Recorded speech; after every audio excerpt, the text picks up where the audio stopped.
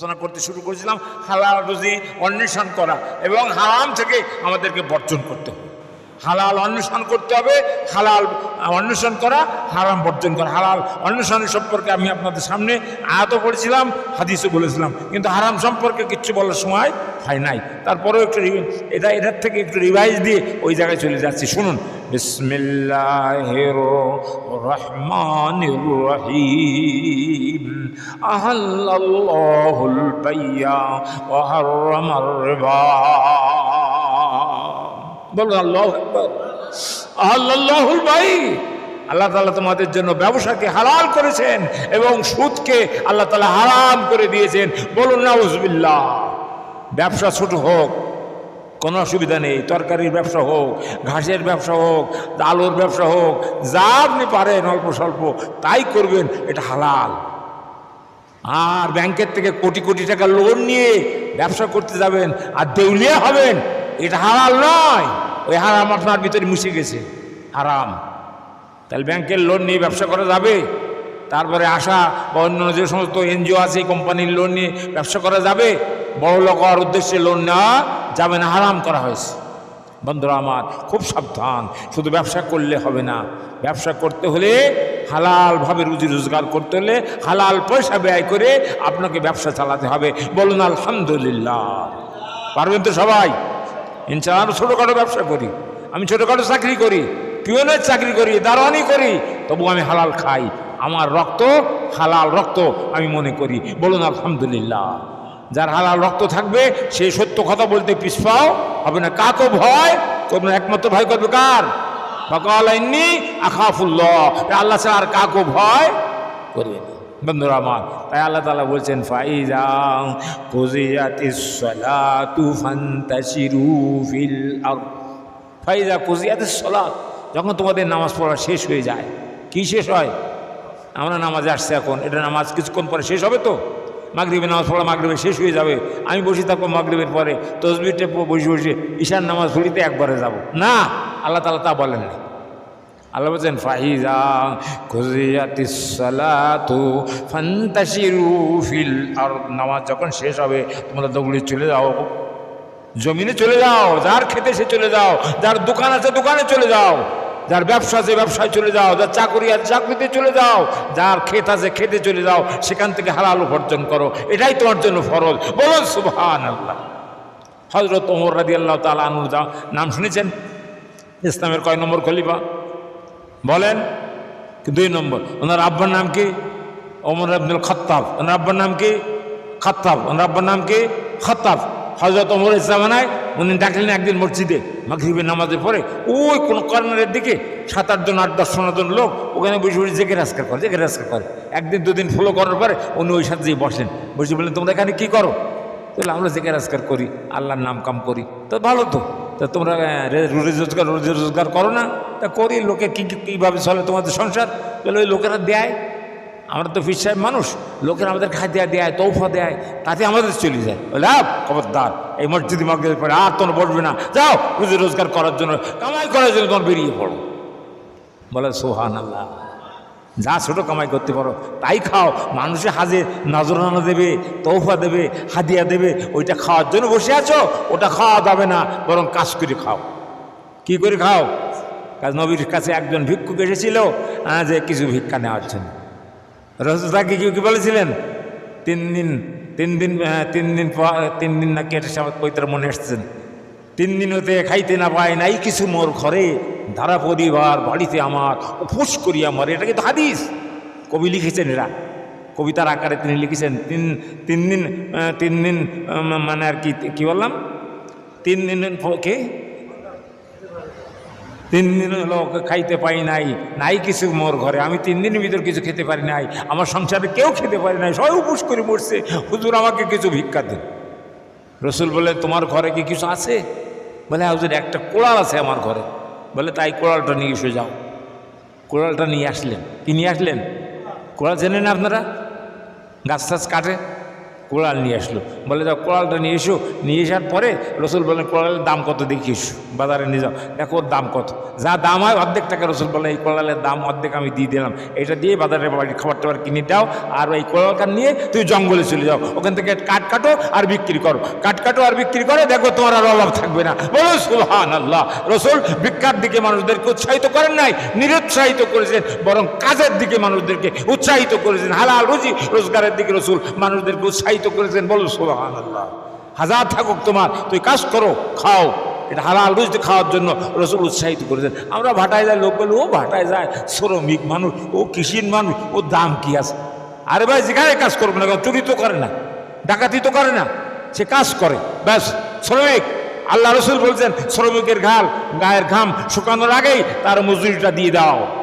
অনেক ধনী লোক আছে সারাদিন মা হাট কাজ করাই, বলে কি সন্ধ্যার সময় আমার সাথে দেখা করি না, আমং সেলুনে বসা থাকবেন, যে এই দেশে সেলুনে সারার বাজ আসছে না। আমাকে ভয়টা কি, আমরা বাজার ঘাট করে বসে রয়েছি, অনেক সময় পরে করি আসলে এসে বলছি কত দাম হয়েছে তোমার, আমার 3 দিন করেছি 900 টাকা হয়েছে, এই নয় 200 টাকা নিয়ে যাও, বাজার করে যাও, কালকে নিয়ে নেবা, আগামী একটা দিন নিয়ে একবারে দেয় না, টাকা কিন্তু পকেটে আসে। শ্রমিকের ঘাম শুকানোর আগে ওতুল আজিরা কাবলা ইয়াজুফা এর কিহি, আল্লাহ নবী বলছেন যে শ্রমিকের গায়ের ঘাম শুকানোর আগেই তার মূল্য পরিশোধ করে দাও। বলুন সুবহানাল্লাহ। আগে এগুলো ছিল না, মহাজনরা করতো না, শ্রমিকের পয়সা দিত না, ঘোরাতো। এটা আগেকার মহাজনদের একটা ইতিহাস ছিল, কিন্তু এটা করা যাবে না। রসুল বলেছেন শ্রমিকের ঘাম শুকানোর আগেই তার পারিশ্রমিক তোমরা আদায় করে দাও, এটা নবীর সুন্নাত। বলুন সুবহানাল্লাহ। বন্ধুরা আমার, ভাইরা আমার, আমি হাদিসটা আপনাদের সামনে বলছি। আন আব্দুল্লাহ বিন মাসউদিন রাদিয়াল্লাহু তাআলা আনহু قال قال رسول الله صلى الله عليه وسلم طلب كسب الحلال فريضة بعد الفريضة رواه البيهقي। বলুন সুবহানাল্লাহ। কোন কিতাব? বাইহাকি শরীফের কিতাব আমি আপনাদের সামনে তেলাওয়াত করে শোনালাম। হযরত আব্দুল্লাহ বিন মাসউদ রাদিয়াল্লাহু তাআলা আনহু থেকে হাদিসটি বর্ণিত। রাবীর নাম কি বললাম? আব্দুল্লাহ বিন মাসউদ রাদিয়াল্লাহু তাআলা, জলিল কদর সাহাবী। তিনি হাদিসটি বর্ণনা করে তিনি বলছেন যে রাসূল সাল্লাল্লাহু আলাইহি ওয়াসাল্লাম বলে তলাবুল কাসবিল হালাল, হালাল রুজি তলব করা, হালাল রুজি তালাশ করা, ফরিদাতুন, এটা ফরজ। বলে সুবহানাল্লাহ। তাহলে মসজিদে বসে জিকির করা কি ফরজ? ওটা নফল, ওটা করবো পরে, আগে হালাল রুজি কামাই করে আসি। বসে বসে খাওয়া যাবে না, কারোর বাড়ি দিয়ে আমার দুর্বাদ দেওয়া বলা যাবে না, আবার নিজে চেষ্টা করে হালাল রুজি কামাই করতে হবে। সেটা ভ্যান চালাই হোক, আর সেটা গাড়ি চালাই হোক, আর সেটা যেভাবেই হোক না কেন, সেটা আমাকে হালাল রুজি কামাই করাটাই ফরজ। রসুল বলেছেন তলাবুল কাসবিল হালালে ফারিদাতুন, হালাল রুজি রোজগার করাটা হলো ফরজ। বলেন বাদাল ফরিজা, এই ফরজ নামাজ বা অন্যান্য ফরজ ইবাদতের পরেই হলো ওই ফরজটার দাম। বলুন সুবহানাল্লাহ। এই ফরজ বাদ দিয়ে ওটা করা যাবে না, এগুলোর পরে হলো ওটাই। অতএব ফরজ কাজ করতে হবে। আমি আপনাদের সামনে গত জুমায় একটা ঘটনা বলেছিলাম, মনে আছে? মনে নেই? কেউ কিছু স্মরণ করে দিতে পারবেন কি ঘটনা বলেছিলাম? হালাল রুজি রোজগার করেছিল ওই দেওবন্দের একজন লোক, মনে আছে? আব্দুল্লাহ, তার নাম ছিল কি? হজরতে দেওবন্দের শাহজি আব্দুল্লাহ নামে একজন লোক ছিল দেওবন্দের এলাকায়, তার পাশে তার বাড়ি ছিল। উনি খুব আল্লাহওয়ালা মানুষ ছিলেন। কি মানুষ ছিলেন? তার দিলটা খুব নরম ছিল। উনি এরকমভাবে সারাদিন রুজি রোজগার করতেন। কি কাজ করতেন? ঘাস কাটতেন। হ্যাঁ, আমাদের দেশে আগে দেখতেন না, বাজু ঘাস কেটে নিয়ে আসতো মানুষ, এনে বাজারে বিক্রি করতো। এখনকার দিনে আবার কি এক ঘাস লাগাইছে, ওইগুলো নিয়ে এসে বিক্রি করে। এখন দেখেছেন আপনারা? আপনি নজরে তাও আসে না। সব তো সুফি মানুষ, আমার মুসল্লিরা এত সুফি, কিটা গাছ নিয়ে এসছিস তাও দেখেন, টেলিভিশন তো দেখেই না। তবে ক্যারাম বোর্ড খেলার জায়গায় ঠিক মতো আছে, পয়সা দিয়ে ক্যারাম বোর্ড খেলতে হয়, সেখানে ঠিক মতো আছে। গাজায় দম দিতে হয়, সেটা ঠিক মতন আছে। অন্য সব কাজ করে, কিন্তু এগুলো দেখেন। বন্ধুরা আমার ভাইরা, আপনারা রাগ করছেন? অসন্তুষ্ট হচ্ছেন? হবে না, এগুলো বাস্তব কথা বলছি, কিন্তু অসন্তুষ্ট হওয়ার কোনো কথা নয়। হজরতে দেওবন্দের সেই শাহজি আব্দুল্লাহ নামে যে লোকটা ছিল, উনি পরিশ্রম করে রুজি রোজগার করতেন। তিনি দৈনিক কাজ করার পরে তিনি ঘাস কেটে নিয়ে এসে বাজারে তুলতেন। বাজারে নিয়ে এসে মাথায় করে নিয়ে ফেলার সাথে সাথে খরিদ্দার চতুর্দিক থেকে রিজার্ভ খরিদ্দার মতো হয়ে গিয়েছিল, গেলেই বিক্রি হয়ে যেত। কারণ ওরা ওই ঘাস যদি গরুতে খেত, ওই গরুর দুধ বেশি হতো, বরকত হতো, স্বাস্থ্য ভালো হতো। বলো সুবহানাল্লাহ। এ বরকত দিয়েছেন কে? আল্লাহ। আল্লাহ আল্লাহ লোকের হাতের কাজও বরকত। আল্লাহ নবী অনেক জায়গায় আছে লালা লাগাই দিয়েছেন, সে খাবারে বরকত হয়েছে। অনেক জায়গায় আছে রসুল লালা লাগাই দিয়েছেন, আল্লাহ আবু বকরের পায়ে যখন সাপে দংশন করেছিল মুখে থেকে একটু লালা লাগিয়ে দিয়েছিলেন, ব্যাস সর্বর সেই বিষক্রিয়া সব নষ্ট হয়ে গেছিল। রায় কি জানেন গেছিল কি কি যায় নাই বলেন, গেছিল। তার মানে কি হাতের বরকত, এটা হলো আল্লাহর ওলিদের বরকত। হযরত শাহজি আবদুল্লাহ সাহেব তিনি মজুরি দিতেন, খেজুর মানে আর কি ঘাস এনে বিক্রি করতেন। প্রত্যেক দিন 6 পয়সা করে ঘাস তিনি বিক্রি করতেন। কয় পয়সা? সেই সময় আজকের কথা না তো, ফেরে 100 বছর আগের কথা ধরেন। 6 পয়সায় ঘাস বিক্রি করতেন। ঘাস বিক্রি করে তিনি এই পয়সাটাকে তিনি 3 ভাগ করতেন। কয় ভাগ? 3 ভাগ করতেন।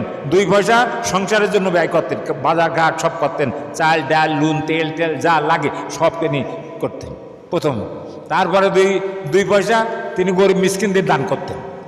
ওই কাজ করার পরেও গরিব মিসকিনদেরকে তিনি দান করতেন, কাকেও খালি হাতে ফেরাতেন না। বলো সুবহানাল্লাহ, আরো জোরে বলো সুবহানাল্লাহ। আর 2 পয়সা তারা উনি জমা করে রাখতেন। 2 পয়সা ভবিষ্যতে খাতে যাবে তো, তাই জমা করতেন নাকি? আমরা যেরকম জমা করি ব্যাংকে, ডিপিএস খুলি ভবিষ্যতের জন্যই, ভবিষ্যৎ যখন বেকায়দায় পড়ে যাবো ওই টাকাটা তুললে আমরা খাবো, এই জন্য করি। আর উনি জমা করতেন, ওনার নিয়ে ছিল আলাদা। উনি জমা করতেন করিয়ে 1 বছরে জমা হয়তো 7 টাকার একটু বেশি। 2 পয়সা করে জমা করলে ক টাকা হয়? 7 টাকার অল্প একটু বেশি। কিতাবের ভিতরে লেখা আমি দেখলাম। সেই পয়সাটা উনি কী করতেন? ওই দেওয়ান মাদ্রাসার সব আলেমদেরকে দাওয়াত দিতেন, ভবল আলেম সব। হুজুর আমার বাড়ি আজকে আপনাদের দাওয়াত। প্রত্যেক বছর উনি দাওয়াত দিতেন। সবাই যে গেলে উনি এই খানাটা ওই টাকাটা দিয়ে খাদ্য খাবার কিনে ওনাদেরকে খাওয়াই তৃপ্তি করতেন। ওনারা ওনাকে প্রধান বলে দোয়া করতেন। এই কাজের জন্য তিনি এই পয়সাটা রেখে দিতেন। একটু জোরে বলুন সুবহানাল্লাহ, আরো জোরে বলুন সুবহানাল্লাহ।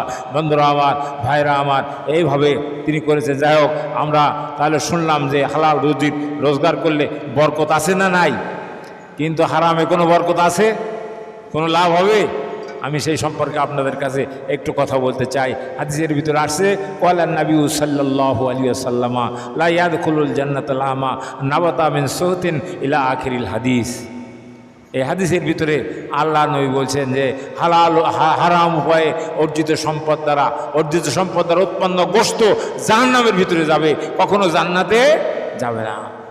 হারাম পয়সা যদি কামাই করেন, সুদ হোক, ঘুষ হোক, অন্যায়ভাবে কারোর কাছে জোর করে ছিনতাই করে নিয়ে হোক, মানুষের মনোকষ্ট দিয়ে যদি কামাই করেন, আর তাহলে এই পয়সা দিয়ে যে গোশত হবে, খাদ্য খাবার খাবেন, যে গোশত তৈরি হবে, এই গোশত কখনো জান্নাতে যাবে না। কোথায় যাবে তাহলে? জাহান্নামে যাবে। তাহলে হারাম খাওয়া যাবে? হারামের পরিণতি কি? জাহান্নাম। ভালো কাজের পরিণতি জান্নাত, আর খারাপ কাজের পরিণতি হলো জাহান্নাম। আমরা কোথায় যেতে চাই বলেন তো? জান্নাতে যেতে চাই। আমাদের পিতা, আদি পিতার নাম কি? হযরত আদম আলাইহিস সালাতু ওয়াস সালামকে আল্লাহ তাআলা সৃষ্টি করার পরে উনি কি জাহান্নামে রাখেছিলেন না জান্নাতে রাখেছিলেন? জান্নাতে। তাহলে ওনার বাড়ি কোথায়? মা হাওয়া হয়েছিলেন কোথায়? জান্নাতে। তাহলে আদম আমাদের বাপের বাড়িও জান্নাতে, মায়ের বাড়িও জান্নাতে, আমরাও যাবো জান্নাতে। বলুন আলহামদুলিল্লাহ। ইয়া আদম উসকুন আনতা ওয়া যাওজুকাল জান্নাহ। হে আদম, তুমি এবং তোমার বিবি, তোমার স্ত্রী, তোমরা দুজনই জান্নাতে থাকো, বসবাস করো, যেখানে খুশি সেখানে যাও, যা ইচ্ছা তা খাও। তবে বলা তাকরাবা হাযিহিশ শাজারা, ওই যে কর্নারে একটা গাছ দেখা যায়, গন্ধম গাছ, ওই গাছের কাছেও ওই ফলটা খেয়েও না। একটা জিনিস নিষেধ করেছিলেন, কিন্তু তাঁরা সেই নিষেধটা ভুলক্রমে শয়তানের ওয়াসওয়াসায় পড়ে ওটা করেছিলেন। তাই তাদেরকে জান্নাতি লেবাস পোশাক খুলে আল্লাহ তাআলা তাদেরকে দুনিয়ায় পাঠাই দিয়েছিলেন। হযরত আদমকে পাঠানো হয়েছিল ওই জেদ্দায়, এতে শ্রীলঙ্কার স্মরণদ্বীপে আদমকে, আর মা হাওয়াকে পাঠানো হয়েছিল জেদ্দায়। কোথায়? দুইজন পৃথিবীর 2 প্রান্তে কান্না কাটা শুরু করে দিলেন। কোনো কিতাবে আছে 250 বছর, কেউ বলছেন 350 বছর। কান্তি আছেন। এত সাগর নদী নালা কী করে পাড়ি দেবেন? এখন গাড়ু নেই, গরুর গাড়ু নেই যে তাতে উঠে চলে যাবেন, যার কোনো কায়দাও নেই। আল্লাহ তাআলা তাবারক ওয়া তাআলা তাদের 2জনকে আবার একসঙ্গে মিলিত করলেন। 350 বছর বা 250 বছর পরে তাদেরকে এক জায়গায় মিলিত করেছিলেন। সেই জায়গাটার নাম জানেন? আরাফাতের ময়দান। সে জায়গাটার নাম কি? যেখানে হাজী সাহেবরা 9 তারিখে জিলহজ মাসে হজ করতে যান, ওই জায়গাটার নাম হলো আরাফা। আরাফা মানে পরিচয় স্থল। আদম এবং হাওয়াকে নতুন করে আল্লাহ তাআলা আরাফার ময়দানে যে জায়গাটা আছে জাওয়ারে রহমত, ওই জাওয়ারে রহমতে চোয়ার করে দুইজন একত্রিত হয়ে আল্লাহর দরবারে হাত তুলে মুনাজাত করেছিলেন, রব্বানা যালামনা আনফুসানা ওয়া ইল্লাম তাগফির লানা ওয়া তারহামনা লানাকুনান্না মিনাল খাসিরিন। হে আল্লাহ, রব্বানা যালামনা আনফুসানা, আমরা আমাদের নিজেদের পরে আমরা অত্যাচার করে ফেলেছি, তোমার একটি হুকুম আমরা অমান্য করে ভুল করে ফেলেছি। ওয়া ইল্লাম তাগফির লানা, যদি তুমি আমাদেরকে ক্ষমা না করো, লানাকুনান্না মিনাল খাসিরিন, আমরা সব ধ্বংস হয়ে যাব, ক্ষতিগ্রস্ত হয়ে যাব। আল্লাহ আমাকে এবং আমার স্ত্রীকে তুমি মাফ করে দাও, আদম সন্তানদেরকে তুমি মাফ করে দাও। ওনারা দুইজন দোয়া করেছে। আমরা যখন হজে গেছিলাম, ওই জাবাল রহমতের চূড়ার পরে 3 তলার উপরেও সেই উপরে সেই চূড়া 30 ফুটের উপরে, সেখানে যে আমরাও দোয়া করেছিলাম। ওনারা যেভাবে দোয়া করেছিলেন, ওখানে আরবিতেও লেখা আছে, ইংরেজিতেও লেখা আছে, হ্যাঁ, যে এইভাবে এখানে আদম ও হাওয়া দোয়া করেছিলেন, আপনারাও দোয়া করুন। আমরা সেখানে দাঁড়িয়ে দাঁড়িয়ে কাবার দিকে ফিরে দোয়া করেছিলাম। আল্লাহ তাআলা ওখানে গেলে দোয়া কবুল হওয়ার জায়গা হলো ওটাই। বলুন সুবহান। তাহলে আমাদের যে আল্লাহ তাআলা সৃষ্টি করেছেন কোথাকার জন্য? জান্নাতে দেওয়ার জন্য, জাহান্নামের জন্য পয়দা করেন নাই। জান্নাতে আমরা কিভাবে যেতে পারবো? আল্লাহর হুকুম আমাদের জীবনের প্রতিটি ক্ষেত্রে আমরা বাস্তবায়িত করব, মানব। আল্লাহর হুকুম মানা, নবীর তরিকার পরে চলা, ইসলামকে মেনে নেওয়া, এটার ভিতরেই আমাদের জন্য শান্তি নিহিত রয়েছে। বলুন আলহামদুলিল্লাহ। তাহলে আমরা কোরআন মানবো কি মানবো না?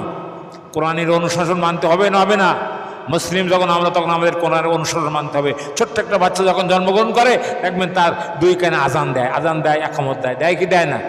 তার প্রথমে আল্লাহ আকবার ঢুকায় দেওয়া হয়, নামাজের দাওয়াত দেওয়া হয় তার বাচ্চার কানের ভিতরে। এরপরে যখন কোনো মানুষ মারা যায়, তখন আল্লাহ আকবার 4 বার তাকবীর বলা হয় কি হয় না? তাই সেখানেও তাকবীর বলা হয়। তাহলে বোঝা গেল আল্লাহর নাম বাদ দিয়ে কোনো কিছু করা সম্ভব নয়। 2 নম্বর হাদিসটা শুনুন। ক্বালা নবী সাল্লাল্লাহু আলাইহি ওয়াসাল্লাম আনিশতারা সাওবান বিআশারাতিন দারাহিমা ওয়া ফীহি দিরহামুন হারামুন লাম তুকবাল্লাহু লাহু সালাতাহু মা দাম আলাইহি। রাওয়াহু আহমদ শরীফের হাদিস। ভালো করে সবাই শুনে রাখুন, শোনার সৌভাগ্য হবে না। হযরতে নবী করিম সাল্লাল্লাহু আলাইহি ওয়াসাল্লাম বলছেন, মানিশতারা সাওয়ান, যদি কোনো লোক একখানা কাপড় কেনে, কি কেনে? একটা লুঙ্গি কিনলো বা জামা কিনলো, একটা কাপড় কিনলো। লাম সাওয়ান বেআশার দারাহিমা, 10 দিরহাম দিয়ে একখানা কাপড় কিনলো। কাপড়টার দাম হলো 10 দিরহাম। ওই দেশের মুদ্রার নাম ছিল দিরহাম। আমাদের যেমন টাকা বলে, কোনো দেশে রুপিয়া বলে, কোনো দেশে ডলার বলে, কোনো দেশে টলার বলে, আর ওই দেশে কি বলতো? দিরহাম। কি বলতো? 10 দিরহাম দিয়ে যদি কেউ একটা লুঙ্গি কেনে বা একটা জামা কেনে বা একটা কাপড় কেনে, আল্লাহ নবী বলছেন, আর ওই 10 দিরহামের ভিতরে দিরহামুন হারামুন, ওর ভিতরে 1 দিরহাম যদি হারাম থাকে, 10 দিরহামের মধ্যে 9 দিরহাম আপনার হালাল, কিন্তু একটা দিরহাম আছে আপনার হালাল নয়, ওইটা হলো হারাম। ওইটা কি? হারাম পয়সা দিয়ে যদি কেউ কাপড় কেনে, 1 টাকা দিয়ে হারাম পয়সা দিয়ে যদি কাপড় কেনে, আল্লাহ নবী বলছেন ওই কাপড়ে নামাজ পড়লে তার নামাজ কবুল হবে। আরো জোরে বলেন কবুল হবে। আরে বড় জোরে বলেন কবুল হবে। তাহলে হারাম খাওয়া যাবে, সুদ খাওয়া যাবে, ঘুষ খাওয়া যাবে, ছিনতাই করে নেওয়া যাবে, দোকান লুট করা যাবে, হিন্দুদের মাল গনিমত মনে করে জোর করে নিয়ে আসা যাবে। যারা করবে তাদের নামাজও হবে না, তাদের ইবাদতও কবুল হবে না। আমার কথা না রসুলের কথা? রসুলের পাক সাল্লাল্লাহু আলাইহি ওয়াসাল্লাম কথাগুলো বলেছেন। অতএব আমরা এই কথা শুনে কেউ মনে কষ্ট পাবো না, বরং আমরা সংশোধিত হব। যা করে ফেলেছি এখন থেকে তওবা করে আমরা ফিরে আসবো। আমরা ইসলামের পরে চলবো। ইসলাম নিয়ে আমরা মরতে চাই, ইসলাম নিয়ে আমরা চলতে চাই, কলেমা নিয়ে আমরা মরতে চাই। আল্লাহ তাআলা আমাদেরকে কবুল ও মঞ্জুর করুক। ওয়া আখির দাওয়ানা আলহামদুলিল্লাহি রাব্বিল আলামিন ওয়া আলাইনা ইল্লাল বালাগ। আসসালামু আলাইকুম ওয়া রাহমাতুল্লাহি ওয়া বারাকাতুহু।